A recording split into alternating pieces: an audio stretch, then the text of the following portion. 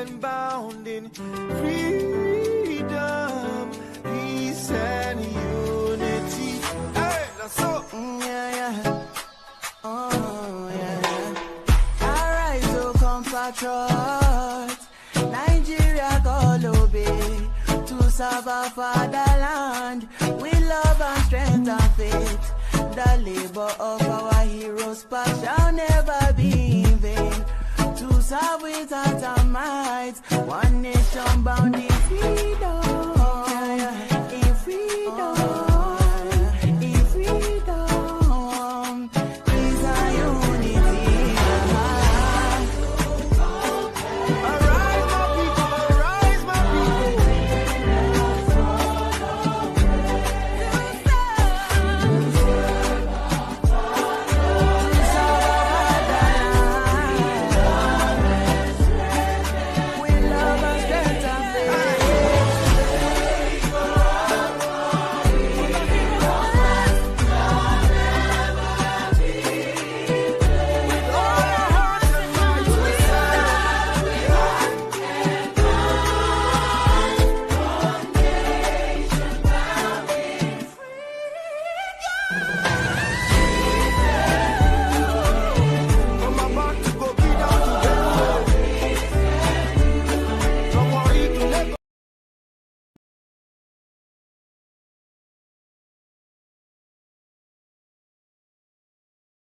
The United States underwent a transformative change after South Carolina seceded from the Union in 1860, followed by other states, leading to the Civil War in 1861. Yet, despite this tumultuous past, America continues to thrive, and many still aspire to reach its shores in pursuit of the American dream. Just as the sun has consistently shone, Nigeria's union has been subject of contention since its formation in 1914, when the northern and southern protectorates were united into a single entity. Despite numerous attempts to address the issues, the divisions have only grown wider. Is it time to overhaul our system and focus on good governance to create a more united and prosperous nation? Or is it time to separate? By advocating for a system based on the desire for good governance rather than ethnicity, we can move towards a brighter future, recognizing that there is a time for everything, including birth, death, war, and peace. We have the opportunity to reshape our nation's destiny. Join us for a thought-provoking and hopeful conversation as we explore this topic on various social media platforms. Let's work together to build a better future for all. Yeah, good morning, good afternoon, good evening, depending on your geographical location. Thank you for joining me in this impromptu broadcast. Thank you very much. Are you familiar with what is the war of wars going on between P2B / The Obedient and APC and the present government and APC Felix Morka? Here they claim that P2B is a prophet of doom. Wouldn't it be nice or better for us to have P2B as a president, if indeed is a prophet of doom, than the present doom that Nigerians are experiencing in their own country, the doom situation? Now, for those of you who have listened to the video P2B addressing a media chat, I personally, my own opinion, it's not necessary because the man you are addressing really doesn't care or knows what you're talking about, but doesn't care. And why I go by that issue is the recent revelation that came out from the People's Gazette that he paid $2.7 million to have U.S. lobbyists to burnish his image in respect to the drug dealings and certificate scandal. So he doesn't really care. But everything is said, irrespective of my own personal reservation from him, was on point. I don't see any of his speech or any sentence or statement he made that qualifies him or that make APC to think what he is a prophet of doom. Nothing. I mean, it's so strange that people that you expect, Nigerians that you expect to know better, coming out to say Peter B is a prophet of doom.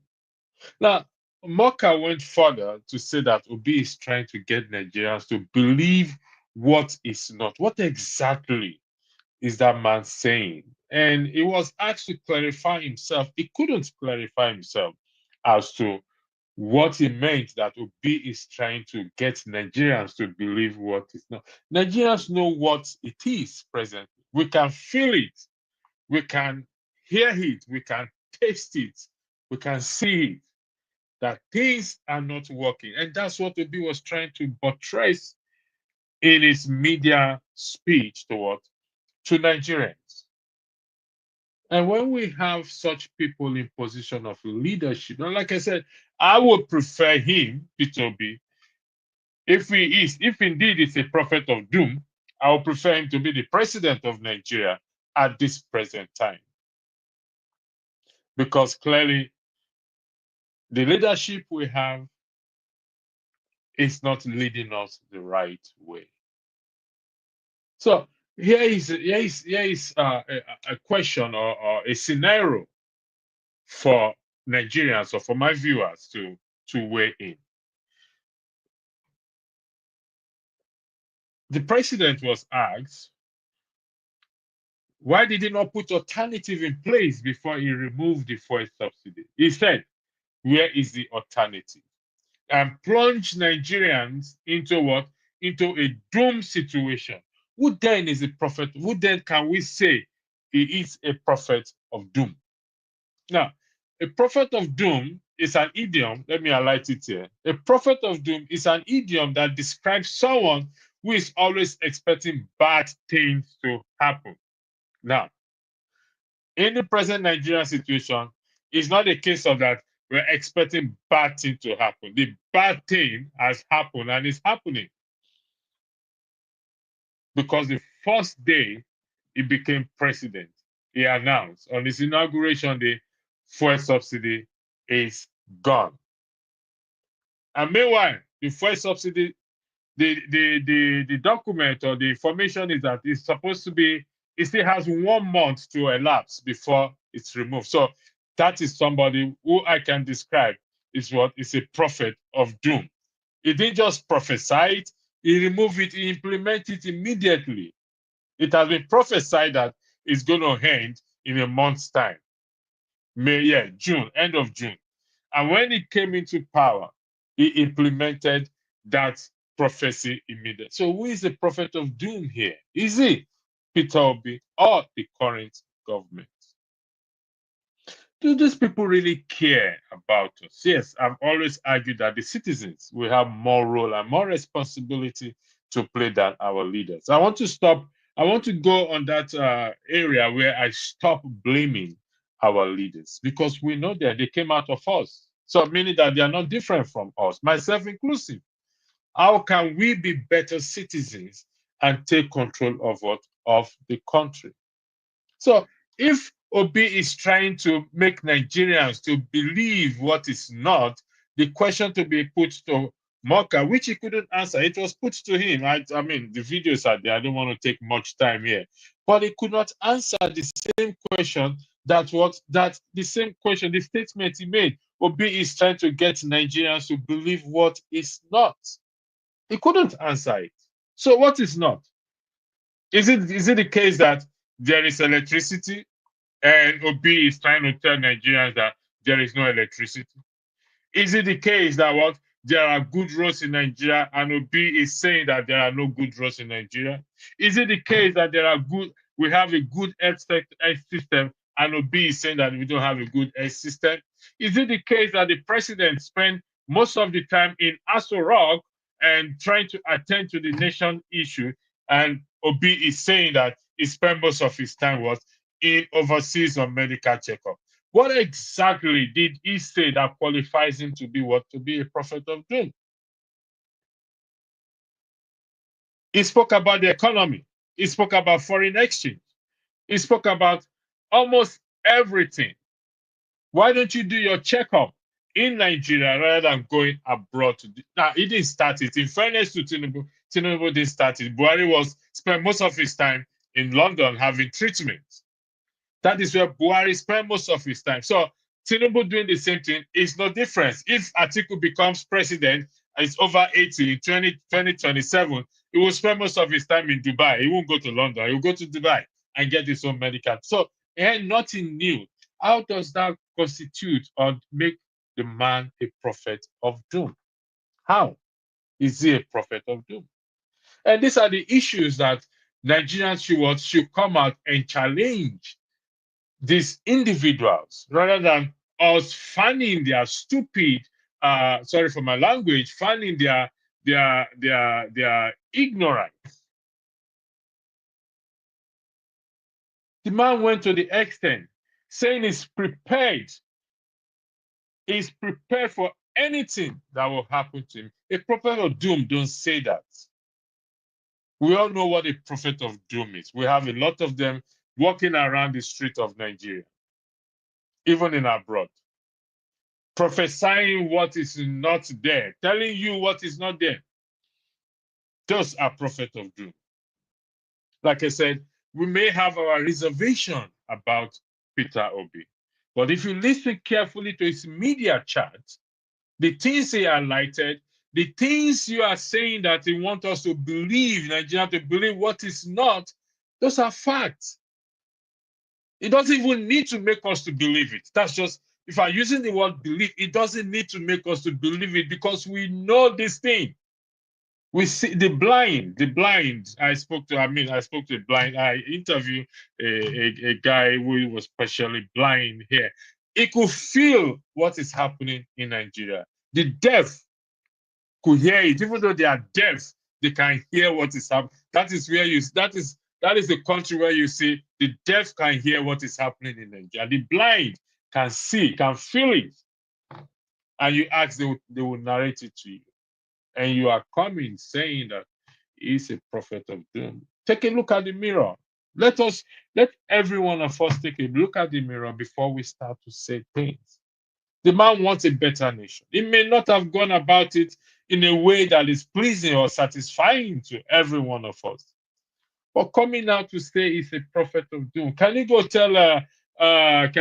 tell what's his name, Suleiman, or all those pastors or preachers that they are prophet of doom? You can't do that because they are going to rain curses on you because you are afraid that they will rain curses on you. So you don't call them prophet of doom. Can you go and call what's this guy's name again? Kufaye, the guy in the pastors. Can you tell Oyedepo? Can you even tell what's this man's name again? I keep forgetting his name.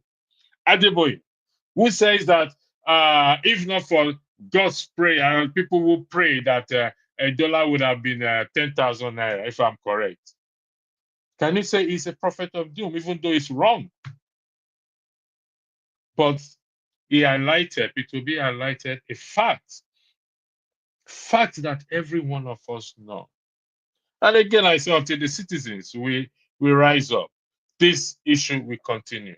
I was telling a very good friend of mine, we were just discussing and said, listen, the citizens are the problem. We came to that understanding, that agreement that we, the citizens, are the major problem. If not, such people like Felix Morka should not even be given an audience in any media space. Yes, he has a right to a speech. Nobody's saying he shouldn't speak, but he shouldn't be given an audience, entertained in an audience for him to speak, to spew out incorrect thing from what? From his mouth. Again, a prophet of doom is an idiom that describes someone who is always expecting bad things to happen. That person could be me. I could be this have this mentality that I'm thinking of bad, bad, bad, bad. But for crying out loud, if you listen carefully, that means you've not listened. Maybe you are doing a PR job for the APC and for the president. Even with a PR job, that is a bad PR job you did. You didn't even spin it very well. You need to learn how to spin things because that's your role. You didn't spin it, but rather you came out and you said the person is a prophet of doom because he highlighted the state of the nation as to how bad the state of the nation is, as to how the president should do things, what is expected, spend more time in the country, travel around the country and see the plight of the citizen. For me, Tinubu doesn't need to travel around the country. He knows what is happening. So even if you travel around the country, it won't change anything. The man is bent on doing what he's going to do. Whether he's working for himself or he's working for the cabal, only God knows. I'm not privy to such. And truth be told, if I say this now, you probably say I'm a prophet of it. Will come out as a prophet of doom. But okay, you can say I'm a prophet of it. As long as that man remains president, as long as the lawmakers who are supposed to what, to check, to do the checks and balances, and as long to, above all, as long as us the citizens sit down quietly, doing nothing with our indifferent attitude, the country will continue to take a nosedive. You can call me a prophet of doom, no problem. I can take it. As long as we, the citizens, above all, as long as we, the citizens, fold our hands and sit by the riverside of Babylon and say we are not going to blow that half, the country will continue to what? To take a nosedive from worse to bad to terrible. So, Mr. Morka, Felix Morka, in my considered opinion, you didn't do a good job as a PR. You shot yourself in the leg because if you listen very well, I'm not sure you listen. And even if you listen, you do not understand. Like I'm always being told, listen to understand, don't listen to respond. So I'll listen, I understand what he's saying, and I am responding to what you said yourself. It's not making us to believe what is not. It's telling us, it's buttressing, I beg your pardon, what it is. It's buttressing what we know. Can you, Felix Morka, come out and say, oh, this section of the country or this sector of the country is working well? Can you come out and say so? Can you, just one thing I ask you to tell the world, tell Nigerians, is the power sector, particular emphasis on electricity issue in Nigeria. Is it working? If you can come out and say it's working, then me, I will agree with you that P2B is a prophet of doom.